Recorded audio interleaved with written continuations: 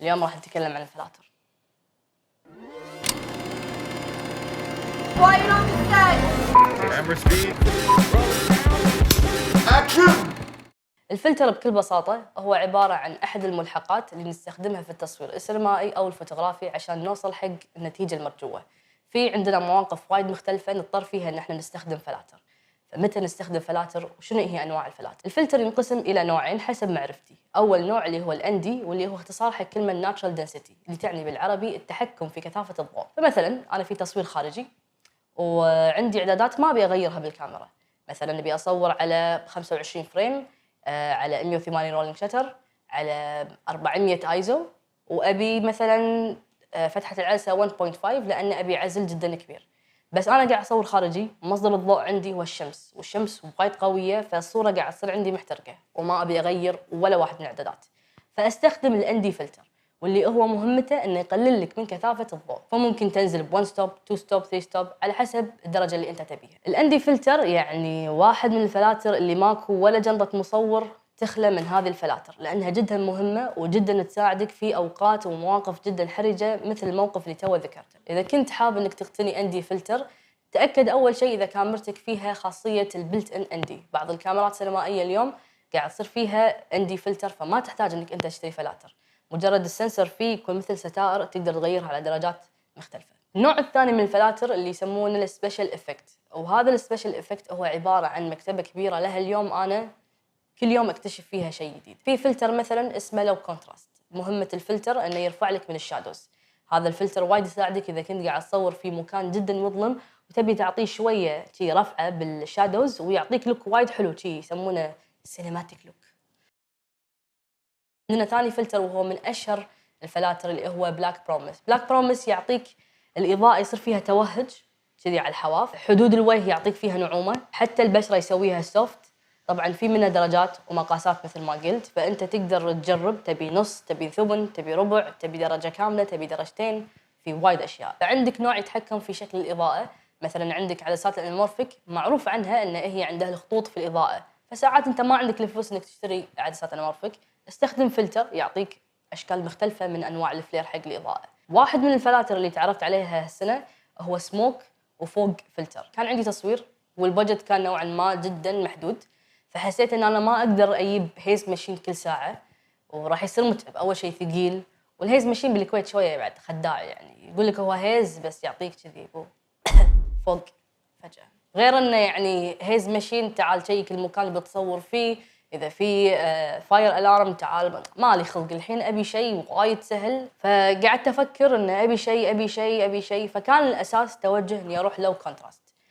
كان اطيح على فلتر اسمه سموك يعطيني احساس الهيز ماشين بدون ما يكون عندي هيز ماشين. طبعا ما راح يعطيك الصوره بالضبط مالت الهيز ماشين، بس يعني يعطيك الاحساس، يعني كافي الاحساس. وصدق يعني الفلتر من احطه واشيله يعني يسوي فرق كبير بالصوره. في فلتر بارالايزر اللي مهمته انك اذا كنت انت في مكان في كميه زجاج وايد وقاعد تصور ووايد انعكاسات على الزجاج وتبي تشيل هذا الانعكاس، او تبي تصور من خلال الجامه بس ما تبي انعكاسك يبين، فتحط بولارايزر عشان يشيل انعكاسك من الجامه. واو. في فلاتر مهمتها ان هي تغير لك لون السماء. مثلا انا الحين قاعد اصور بالكويت، والله كنا الوضع غبار وابي السماء شويه ورديه ولا بنفسجيه ولا برتقاليه ولا زرقاء، عندي شي فلتر جريدينت تدرج شي الوان وناسه، يعني لا لاند. في وايد انواع، مكتبه كبيره. انا نصيحتي دشوا موقع تفن، هو من احد الشركات الجدا معروفه ومشهوره في صناعه الفلاتر، عندهم مكتبه جدا كبيره. والحلو في موقعهم ان في بعض الفلاتر حاطين لكم يعني فيديوهات تبين كل فلتر ايش قاعد يسوي. فنصيحه مني دش الموقع، اخذوا فره، شوفوا شنو في فلاتر، استثمروا فيها، لان فعليا راح يعني تسوي كذي نقله حلوه حق صورتكم. فمثل ما قلت الفلاتر تي باحجام ومقاسات واشكال مختلفه، تختار على حسب العدسه اللي انت قاعد تستخدمها او الطريقه اللي تبي تستخدم فيها الفلتر. فعلى سبيل المثال المصورين الفوتوغرافيين دائما يحبون يستخدمون هذا النوع من الفلاتر، دائري، مجرد انك انت تجيب العدسه.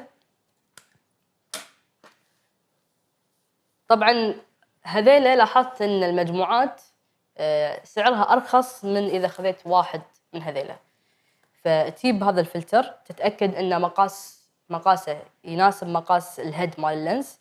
طبعا اغلب العدسات يذكرون عليها شنو المقاس، ومجرد انك انت تلفها وبس كذي يكون ركب عندك الفلتر. هذا عندي فلتر الحين قاعد اركبه انا، شكله كذي اسود. قبل كل استخدام بعد كل استخدام نظفوا فلاتركم، حرام فلوس يعني، فلوس هذه يعني حرام نعمة الله. أنا من الناس اللي ما أحب أستخدم هذا النوع من الفلتر لأن عندي يضيع وقت، وخصوصاً إن في عدسات ساعات يكون يعني مثلاً أنا عندي عدسة 14 أو مثلاً الحين أنا عندي هذه العدسة 35 وأبي أستخدم العدسة هذه، المقاس الراس مالها يختلف عن هذا المقاس، فبالتالي أنا راح أتوهق، معناته راح أشتري أكثر من مجموعة مقاسات مختلفة، أو أستخدم الأدابتر ساعات في رينج بس بالمقاس يحولك من مقاس إلى آخر.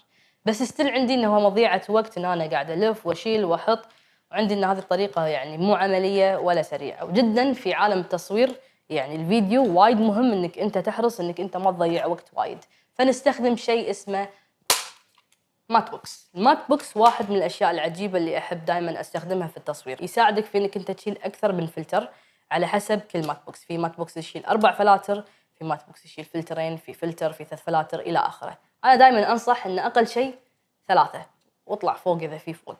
طبعا همًا مهم إنك أنت تعرف على كل مات بوكس يذكر لك شنو هو نوع المقاس اللي يستخدمه الفلتر نفسه. فهذه عندك الفريم يسمونه، تحت راح ينكتب شنو المقاس اللي انت تقدر تركب فيه الفلتر.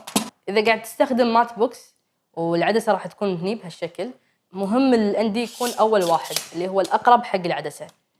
بعدها تقدر تحط سبيشال افكت، فتبي تحط لو كونتراست، تبي تحط بلاك بروميس، تبي تحط ايا كان. اخر واحد تحط فيه يا اما حمايه، احيانا في مصورين يحطون قطعه زجاج كذي فاضيه، او بولارايزر علشان تحمي العدسه من أي تشوهات سواء غبار أو مطر أو أياً كان.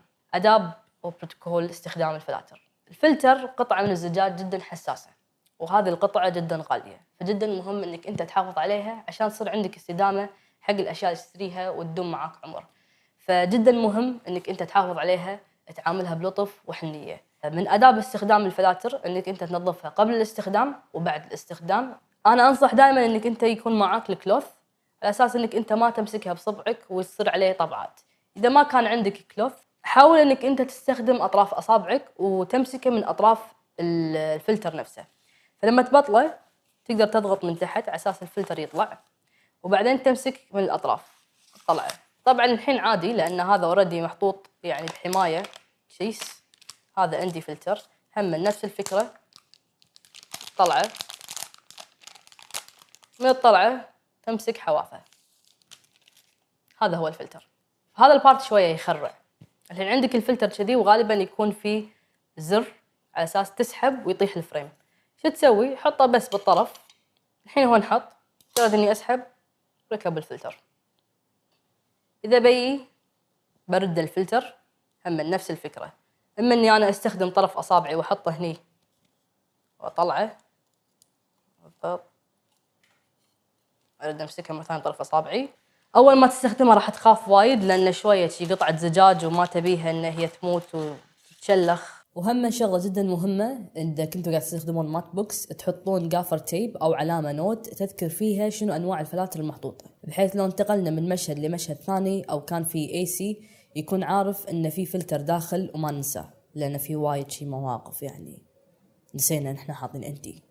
طبعا هم من آداب الفلاتر إنك أنت تحافظ على جنطتها، تحافظ على إن هي تكون في مكان بارد وجاف.